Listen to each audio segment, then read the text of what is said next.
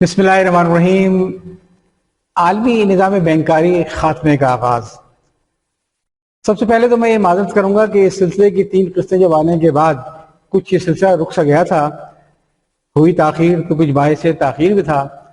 एक तो रमज़ानों में सारी मुफ्तियात तब्दील हो गई, दूसरे कुछ ज़ाती मसाइल आ गए थे, और सच्ची बात है कि तीसरी बड़ी वजह ये भी थी कि मैंने ये देखा कि पिछले चंद माह से मुल्क में जो सियासी माहौल बना हुआ है, तो पूरे मुल्क में लोग सिर्फ एक ही मौजू के ऊपर दिलचस्पी रखते हैं बात करने के लिए। उनके अलावा किसी संजीदा मौजू पर मैंने डायलॉग को कम होते देखा है, और अगर कोई जरूरत से काम ले भी ले तो उसको सुनने वाला कोई नहीं होता, राय देने वाला तो एक अलग है। और यही वजह थी कि मैंने अपना इरादा तर्क कर दिया था कि इस किस्से को खत्म किया जाए। क्यों? इसलिए कि जब कोई सुनने वाला ही नहीं है तो फिर दीवारों से सर मारने का क्या फायदा। लेकिन मेरे एक दोस्तों ने मुझे फोन करके बड़ा इसरार किया कि कोई सुने या ना सुने, आप अपनी बात कह दें और उसको रिकॉर्ड का हिस्सा बना दें। तो चुनांचे आज मैं इसकी चौथी किस्त लेकर हाजिर हूं, और ये सिलसिला भी 1-2 किस्त तक और चलेगा, और फिर हम इंशाल्लाह किसी और मौजू पर अपना नुक्ता नजर देंगे और गुफ्तगू करेंगे। अच्छा, मैं सब तीनों किस्तों के लिंक नीचे दे रहा हूं डिस्क्रिप्शन में। अगर किसी साहब से मिस हो गए हों तो वो इस डिस्क्रिप्शन को लिंक करके तीनों किस्तों को बारी बारी खोल कर सुन सकते हैं। पहली जो मेरी किस्त थी वो थी रूस और यूक्रेन की जंग के पस मंजर में आलमी निज़ाम बैंकारी पे क्या क्या फर्क पड़ा है। मैंने इसका तफसीली जायजा लिया था, ये आप मेरी किस्त नंबर 1 में दोबारा सुन सकते हैं। इसी तरह एक आम ख्याल ये है कि बैंकारी का निज़ाम इतना बड़ा हो गया है कि अब इसे बंद किया ही नहीं सकता, ये मजबूरी है, इसको चलना ही चलना है। तो किस्त नंबर 2 मेरी डेडिकेटेड इस बात के ऊपर कि ऐसी कोई बात नहीं है कि बैंकारी का निज़ाम इतना बड़ा हो गया है कि बंद नहीं हो सकता। बैंकारी के निज़ाम को बंद होना ही होना है, साइज से कोई फर्क नहीं पड़ता। बहुत अहम नुक्ते उठाए थे, लिंक नीचे दिया हुआ है, आप इसको सुन सकते हैं। और तीसरी किस्त ये थी मेरी कि जिसमें मैंने कहा था कि बैंकारी का निज़ाम पैदावार है हमारे नौबाती निज़ाम की, और इस नौबाती निज़ाम ने चूंकि नई शक्ल इख्तियार कर ली है, अब फौजें भेज के मुल्कों पर कब्जा नहीं होता है बल्कि अपनी कठपुतलियां बिठाकर मईशत पे कब्जा किया जाता है। तो लिहाजा अब उस निज़ाम बैंकारी की जरूरत नहीं है। क्यों? इसलिए कि हमारे पास अब नौबाती निज़ाम की वो शक्ल की जरूरत नहीं रही है जो आज से 250-300 साल पहले थी। तो ये तो थी मेरी पहली 3 किस्तों का खुलासा, जिसके लिंक नीचे डिस्क्रिप्शन दिए हुए हैं। आज मैं जो बुनियादी तौर पे जिस नुक्ते को उठाऊंगा वो ये है कि बैंकारी निज़ाम क्यों खत्म होने वाला है। 4 बड़े अहम नुक्ते हैं इसके अंदर, और वो ये है कि अब बैंकारी के निज़ाम में नए नए खिलाड़ियों की आमद हो गई है, और जो बहुत सीरियसली और बहुत अच्छे तरीके से काम कर रहे हैं, और आहिस्ता आहिस्ता उन्होंने बैंक का सारा बिजनेस पहले ही कैप्चर करना शुरू कर दिया है। और जिस दिन वो एक मुनासिब तरीके से बैंक का बिजनेस कैप्चर कर लेंगे, उस दिन के बाद शायद बैंकारी की खिदमात की जरूरत होगी, बैंक्स की जरूरत नहीं होगी। और ये बैंकारी की खिदमात आपकी फिनटेक दे सकती हैं, आपके महल्ले का कोई पान वाला दे सकता है जिसके पास एक QR कोड लगा होगा, और आप अपना कार्ड लेकर जाएंगे, उसके बाद QR कोड से करेंगे तो वो आपको पान देगा, सिगरेट देगा, और खुला जो पैसा आपके अकाउंट में रखा देगा। ये टोटल आउटलुक पूरा चेंज होने वाला है। तो बैंक के ऊपर जो सबसे बड़ी कारी ज़रब लगने वाली है वो ये है कि बैंकारी की खिदमात में नए खिलाड़ियों की आमद से। इसके अलावा मैं 3 अहम नुकात पर बात करूंगा। पहली बात तो यह कि बैंक जहां काम करते थे अब वो नुकसान का सौदा है। बैंक की सारी शान और शौकत इनकी बड़ी बड़ी बिल्डिंगों से थी। क्यों? इसलिए कि कल्चर ने इनहेरिट किया था नौबाती निज़ाम से, जिस तरह उनके किले होते थे से बड़े बड़े थे। तो ये ब्रिक एंड मार्टर सिस्टम जो किसी जमाने में बैंक की एक इस्तेहकाम की निशानी था, अब वो नाकाम हो गया है। अब ब्रिक एंड मार्टर सिस्टम जो है वो बैंकारी के निज़ाम के लिए यूँ समझिए कि बैंक से अपने ऊपर खुद कुछ हम नहीं करेंगे अगर वो इसके ऊपर इतनी भारी इन्वेस्टमेंट करते चले आएंगे। दूसरा, मैं एक दिलचस्प नुकता ये लेकर आऊंगा कि बुनियादी तौर पर जो बैंक काम करते थे, यानी मनी, कैश, कॉइन्स, अब इस काम में नुकसान ही नुकसान है।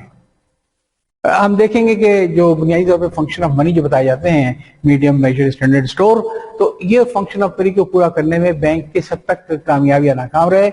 और करेंसी नोट और कॉइन्स दोनों बैंकों के लिए कितना बड़ा एक मुसीबत का जरिया बन चुके हैं। सबसे अहम नुकता जो मेरा होगा वो ये होगा कि बैंक जिस तरीके से काम करते थे अब उसमें नुकसान ही नुकसान है। और मेरा मकसद ये है कि बैंकिंग टेक्नोलॉजीज पे हैवीली इन्वेस्टमेंट करनी पड़ती है, साथ साथ इन्वेस्टमेंट करनी पड़ती है। और बैंक आजकल मैंने देखा है कि नुमाइशी तौर पे तो कुछ तो अपने ख्याल करते हैं, लेकिन इनकी प्रायोरिटीज ही कुछ और है।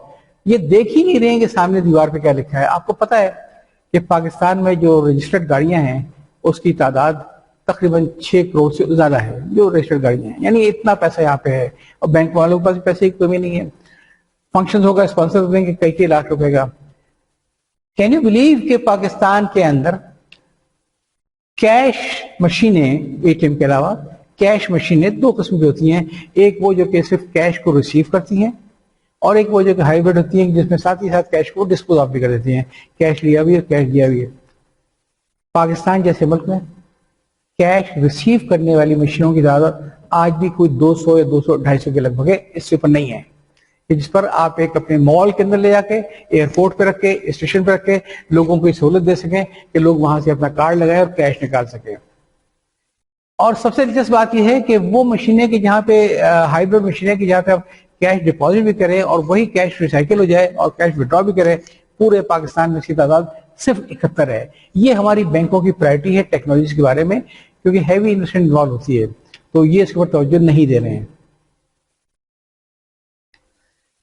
जब मैं कहता हूं कि बैंकारी के शोबे में नए खिलाड़ियों की आमद ने बैंकों की सही मानों में मुस्तकबिल तारीख कर दिया है, तो उसकी वजह यह है कि बैंक अपना बुनियादी मकसद पूरा करने में नाकाम रहे। 300 साल की तारीख है दुनिया की, 75 साल की तारीख है पाकिस्तान की बैंकारी की। क्या आपको मालूम है कि आज भी दुनिया की आधी आबादी जो बिलमूम चीन, Hindustan, Pakistan, Indonesia, Nigeria, Mexico और बांग्लादेश मुकीम है, बैंकारी की सहूलियात से महरूम है। इसके आदाद शुमार निकाले गए कि किस जगह की कितनी आबादी जो है वो बैंकारी की खिदमत से महरूम है, तो मालूम ये हुआ कि दुनिया में टॉप पे नाम आता है चीन का, जहां 225 मिलियन लोगों को बैंकारी की खिदमत नहीं मिल रही है। और उसके बाद इंडिया आता है जहां 190 मिलियन लोगों को बैंकारी की खिदमत नहीं मिल रही है। तीसरे नंबर पे पाकिस्तान का नंबर है और यहाँ पे जो आखिरी आदाद शुमार से 100 मिलियन लोगों की बैंकों तक रसाई नहीं है।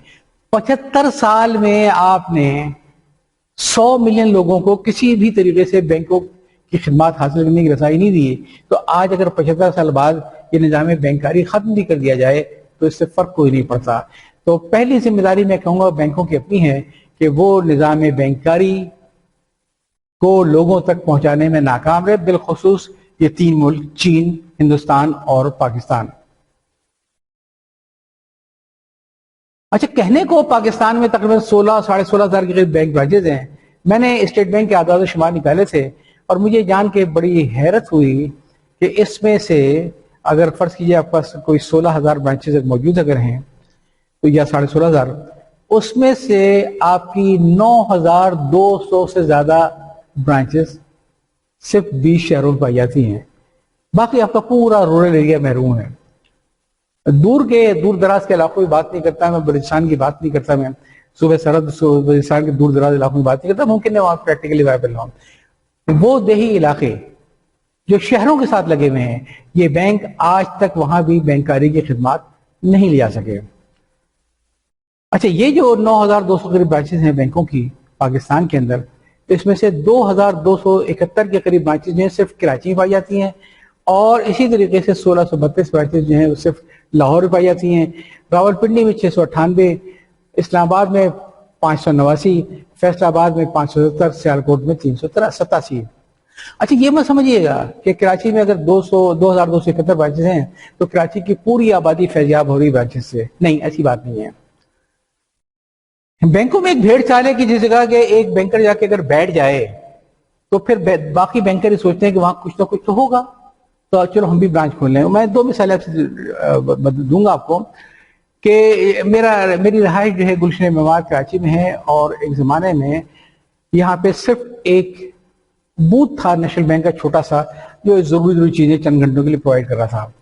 बहुत से लोगों ने बड़ी लॉबिंग की यहाँ पे ब्रांचेस खोलने के लिए और जिनकी जहां तक रसाई थी वहां जाके उन्होंने दरखास्तें भी दी कि यहाँ पे बड़ा पोटेंशियल है, आप आइए तो सही।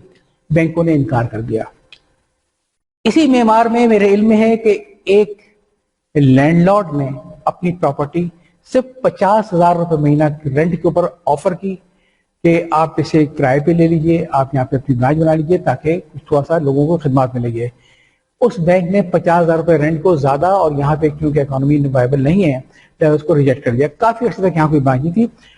اس کے بعد اتفاق سے ایک اسلامی بینک نے ہمت کی, یہاں پہ برانچ کھولی تو معلوم ہوا کہ یہاں تو بزنس کی بے پناہ ہے, سارا پراپرٹی کی ڈیلنگ سب ہوئی تھی. وہ بیچارے باقی بینک اس کو رجسٹر کیا سمجھ سے, جبکہ یہ جو تھا ایریا یہ پورا ہب تھا پراپرٹی ایجنٹس کا, پراپرٹی کا نہ صرف یہ معمار بلکہ آس پاس کی. کین یو بلیو کہ پہلی برانچ کھلنے کے بعد اب یہاں پہ 11 برانچز کھل چکی ہیں بینکوں کی, اتنی بھیڑ چال ہے. اسی طریقے سے میں آپ کو مثال دوں گا کہ سبزی منڈی میں آپ جا کے کبھی دیکھ لیجئے, تقریباً ہر بینک وہاں بیٹھا ہوا ہے سبزی منڈی کے اندر.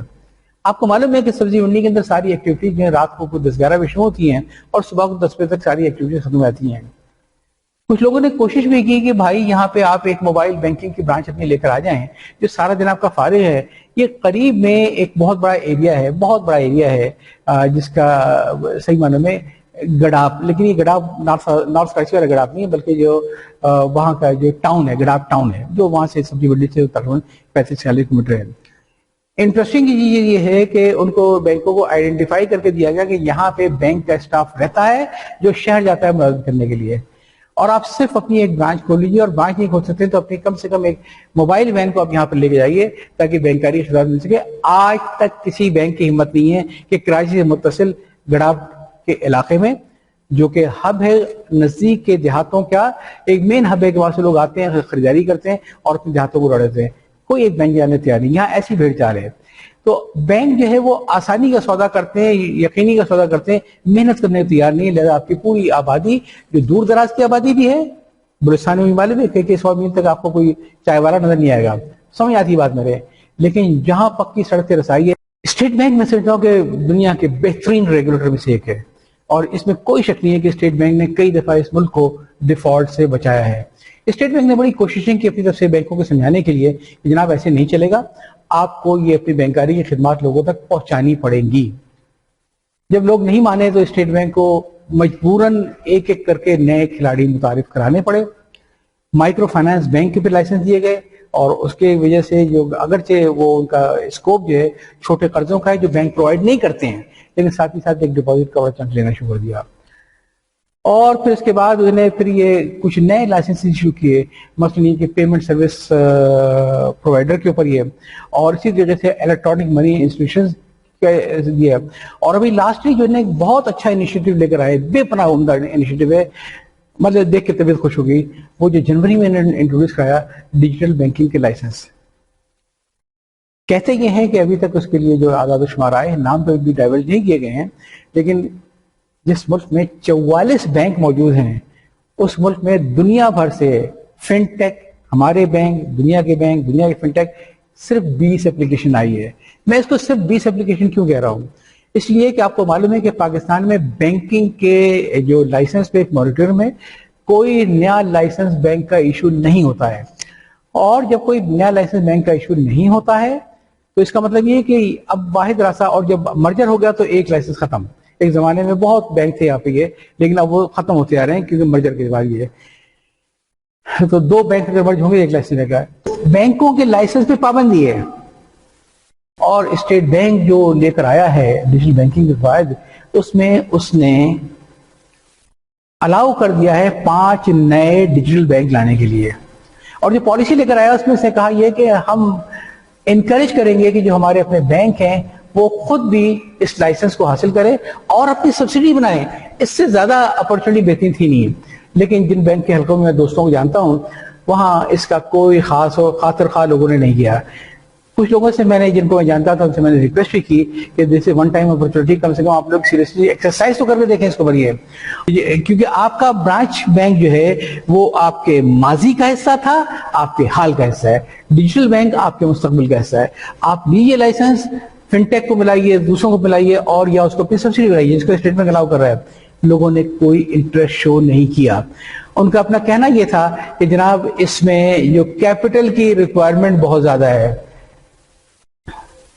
حالانکہ اگر وہ صرف اس کے قوانین کو اٹھا کے پڑھ لیتے, جو اس کا پیپر آیا تھا اس میں نے کہا تھا کہ دیکھیں ڈیجیٹل بینک کی, اسٹیٹ بینک نے کہا تھا کہ 2 قسمیں ہوں گی. پہلا ہوگا ڈیجیٹل ریٹیل بینک یعنی DRB. آپ کو پتا ہے اس کے کیپٹل کی کتنی ریکوائرمنٹ تھی؟ صرف اور صرف 1.5 billion rupees, 1.5 billion rupees.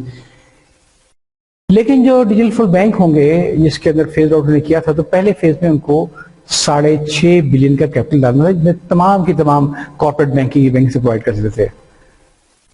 Bank یوں تو آپ کی دیکھیں کہ اپنے لیے جب کیپٹل کی ضرورت ہوتی ہے تو سیکنڈ ایئر کیپٹل معلوم ہوا کہ سکوک لے آؤ، یہ لے آؤ، وہ لے آؤ، اور کہیں نہ کسی کو دیتے ہیں. اس اپرچونٹی کو گریب کرنے کے لیے بینکوں نے کوئی سیریس ایفرٹ نہیں کی ہے. ابھی تک جو خبریں آ رہی ہیں مارکیٹ میں اس میں یہ لگتا ہے کہ سمپل ایک بینک ایسا ہے کہ جس نے سیریس ایفرٹ کی ہے، اس نے اعلان بھی کیا ہے، اور میرا اپنا خیال ہے کہ اس بینک کو یہ لائسنس مل جائے گا، and that is Habib bank. Habib bank نے پورا اپنے آپ کو ٹرانسفارم کیا ہے. حبیب بینک کے ساتھ ایک مسئلہ یہ تھا کہ جب وہ آیا تھا تو معلوم ہے الیکٹرانک بینکنگ بھی جو دوسرے لوگ ہیں، فنٹیک کمپنی ہے، ایزی پیسہ ہے، جیز کیش ہے، وہ ان کے پاس نمبر آف ٹرانزیکشن تھا. 2016 میں حبیب بینک نے اپنا پورا آؤٹ لک چینج کر دیا. انہوں نے کہا یہ 2016 میں کہ آج کے بعد سے Habib bank is not one of the banks in the country. Habib bank is a technology company with a banking license. پورا آؤٹ لک چینج ہو گیا. اور اب اگر آپ دیکھیں گے تو اس میں سب سے جتنی تیزی سے انہوں نے مارکیٹ کو کیپچر کیا ہے، اور وہ انہوں نے جو نئے جو لوگوں سے ایگریمنٹ کیے ہیں، اب حبیب بینک فیوچر کا ٹیکنالوجی بینک بننا جا رہا ہے. اور بہت سے بڑے بڑے بینک جن کو اپنی بڑائی کا دعویٰ ہے وہ اپنی ٹرین مس کر چکے ہیں کیونکہ انہوں نے اپرچونٹی کو گریب نہیں کیا. وہ مطمئن تھے اپنے بڑے بڑے ہیڈ آفس میں، بڑے بڑے پلازاز میں بیٹھنے کے لیے، جبکہ دنیا میں اب جو ڈیجیٹل بینکنگ، الیکٹرانک بینکنگ آ رہی ہے، اس میں کوئی کانسیپٹ باقی نہیں بچا ہے. اسٹیٹ بینک آف پاکستان نے پیمنٹ سروس پرووائڈر کے لائسنس آلریڈی ایشو کر دیے ہیں، اور لائسنس حاصل کرنے کے بعد وہ آن لائن ہو گئے اور اپنا کام سٹارٹ کر دیا ہے، جو کہ کمرشل بینک نہیں ہے. جس میں ون لنک ہے، ورچوئل ریمیٹنس گیٹ وے ہے، اور پھر web D N A works ہے، نفٹ ہے، اور ایونزا پریمیئر ہے.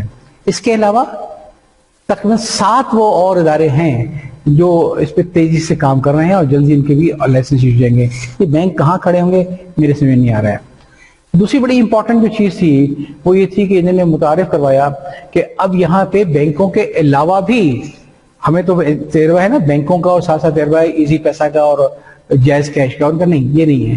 بلکہ یہاں پہ وہ نئے ایشوز لے کر آئے، نئی چیزیں لے کر آئے کہ اب دوسرے ادارے جو ہیں وہ اپنا وہ کروا لیں، رجسٹر کروا لیں، لائسنس لے لیں، اور وہ آفیشلی آتھرائز الیکٹرانک منی انسٹیٹیوشن یعنی EMI کے لائسنس کو مل جائیں گے.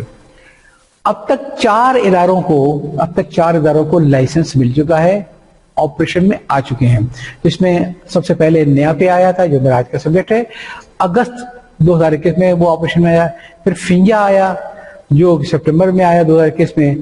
پھر CMP ECC آیا جو کہ مارچ 22 میں ہوا ہے، اور آخر میں بھی ریسنٹلی آیا صدا ٹیک کے نام سے. یہ 4 ادارے ہیں، 7 انڈر پروسیس ہیں، اور ایسے سے نام ہیں جیسے اگر کریم کو اگر لائسنس مل جائے گا تو کریم کا کہنا یہ ہے کہ جناب ہمارے پاس 90 لاکھ تو کسٹمر کا ڈاٹا موجود ہے، اور 8 لاکھ جو ہے ہمارے پاس اپنے کیپٹن کا ڈاٹا موجود ہے. We are just waiting for the opportunity. یہ تو ہمارے پاس ساری چیزیں تیار پڑی ہوئی ہیں. آگے چل کے آپ دیکھیں گے یہ سارے گیم چینجر ہوں گے. اس سے پہلے کہ میں نے نئے کھلاڑیوں کے کام پہ جاؤں، میں آپ کو دکھاتا ہوں کہ جب ریسنٹلی اسٹیٹ بینک نے جتنے کارڈ کے ایشو کیے ہیں، مجھے بتایا ہے کہ اس ملک میں کوئی 63.5% ہمارے پاس ڈیبٹ کارڈ ہے، اور 9.8% ہمارے پاس ATM اونلی کارڈ ہیں.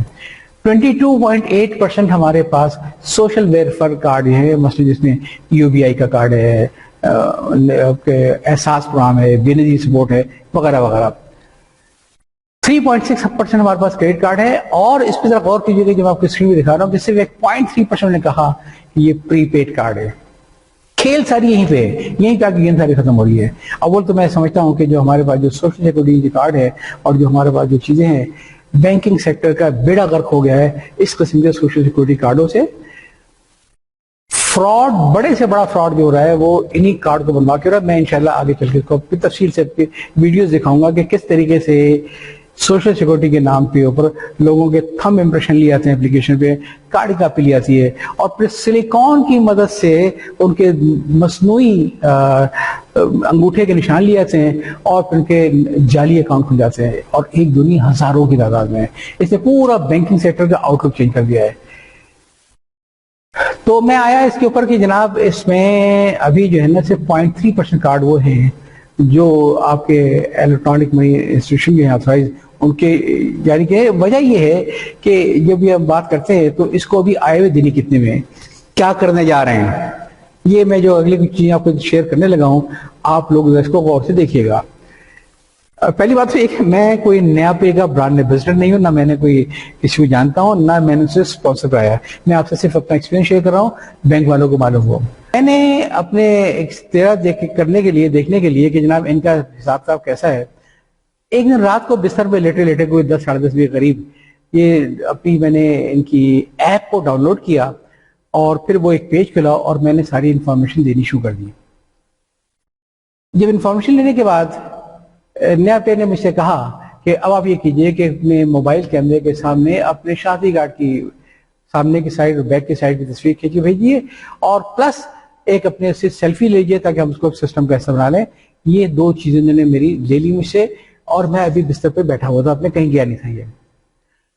یہ ساری چیزیں کمپلیٹ ہو گئی ہیں، نہ کوئی بایو میٹرک ہے نہ کچھ ہے۔ اس کے بعد میرے پاس یہ میسج آیا کہ جناب آپ کی اپلیکیشن ہم نے وصول کر لی ہے، ہم اس کو پروسیس کر رہے ہیں اور 2 دن میں انشاءاللہ آپ کا کام کر دیں گے اور آپ کو اکاؤنٹ کھول دیں گے۔ یہ میرے پاس جو میسج آیا وہ 25 فروری کو رات 11 بجے۔ میں نے کہا ٹھیک ہے کوئی مسئلہ نہیں ہے۔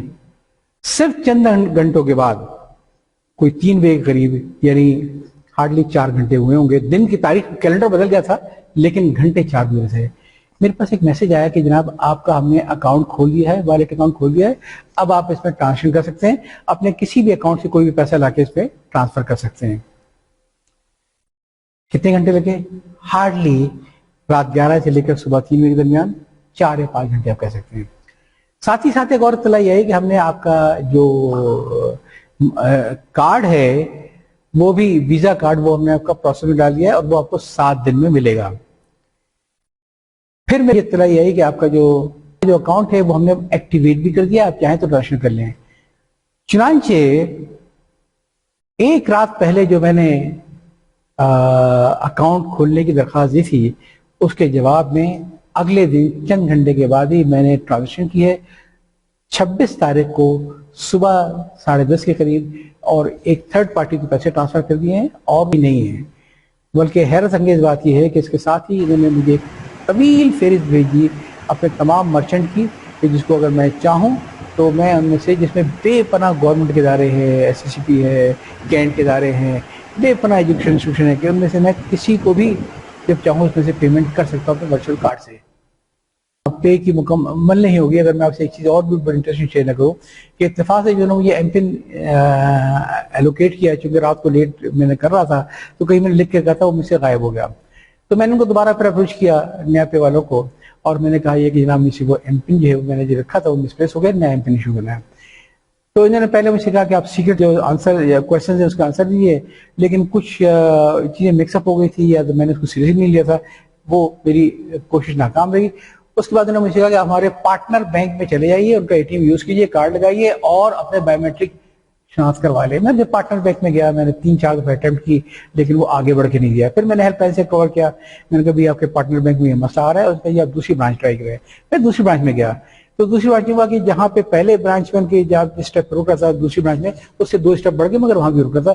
یہ چیز تو طے ہو گئی کہ غلطی جو تھی وہ بنیادی طور پہ پارٹنر بینک کے اے ٹی ایم سسٹم میں تھی، نیا پے کا کوئی قصور نہیں تھا۔ آنے کے بعد میں نے کال سینٹر فون کیا اور میں کافی فرسٹریٹڈ تھا کہ جناب آئی ایم فیڈ اپ، کیونکہ کال سے آپ کی غلطی ہے، آپ کے اے ٹی ایم پارٹنر کی غلطی ہے، ٹرانزیکشن آگے نہیں جا رہی ہے۔ انہوں نے پتہ ہے کیا کیا، انہوں نے مجھ سے کہا کہ دیکھیں آپ کے پاس جو موبائل فون ہے یقیناً آپ پاس واٹس ایپ بھی ہوگا، میں نے کہا جی بالکل ہے، کہیں گے میں آپ کی کمپلینٹ کو ایسکیلیٹ کر رہا ہوں اور آپ کے پاس ابھی نیا پے سے کال آئے گی ہمارے سپروائزر کی، سینئر کی، اور 15-20 منٹ بعد کال آ گئی، کہیں گے وہ آپ سے ویڈیو انٹرویو کریں گے۔